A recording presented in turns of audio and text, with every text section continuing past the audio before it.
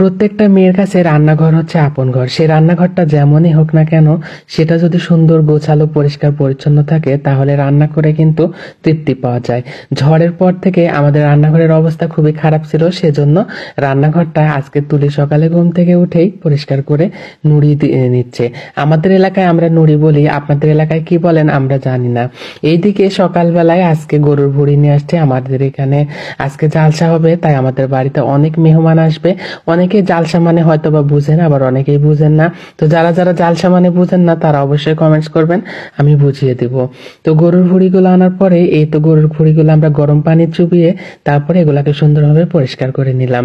তুলি একা একা পারছিল না, সেজন্য আমি তুলিকে হেল্প করে দিচ্ছিলাম। আর এইদিকে গরুর ভুড়িগুলো সুন্দর করে জাল দিয়ে নিয়ে তারপর ছোট ছোট টুকরা করে কেটে নিয়েছি।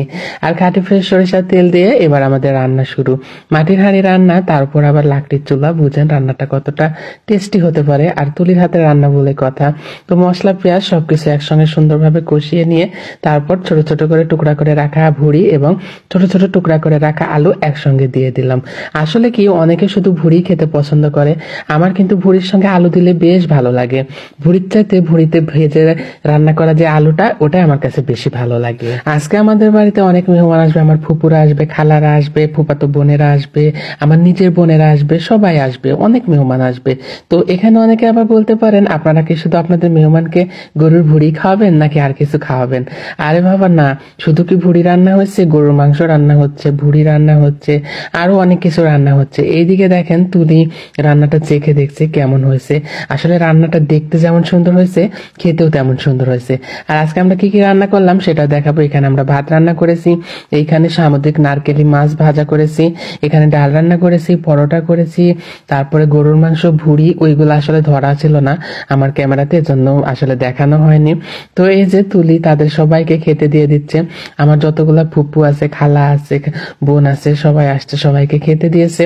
আসলে অনেক ছেলে মানুষও ছিল, তো আমি আসলে যখন ছেলে মানুষটা খাচ্ছিল তখন অবশ্য ক্যামেরাটা ধরিনি, আমি একটু অন্য কাজে ব্যস্ত ছিলাম। খাওয়া দাওয়া শেষ করে আমরা আমাদের যেখানে জলসা হচ্ছে সেখানে আমরা গেছিলাম কিছু কেনাকাটা করার জন্য। জালসার মাঠে আসার পর আমি তো একদম অবাক হয়ে গেছি, এসে দেখি হরেক রকম মিষ্টির মেলা বসে গেছে। আর কালো মিষ্টি দেখলে তো আমি একদমই লোভ সামলাতে পারি না।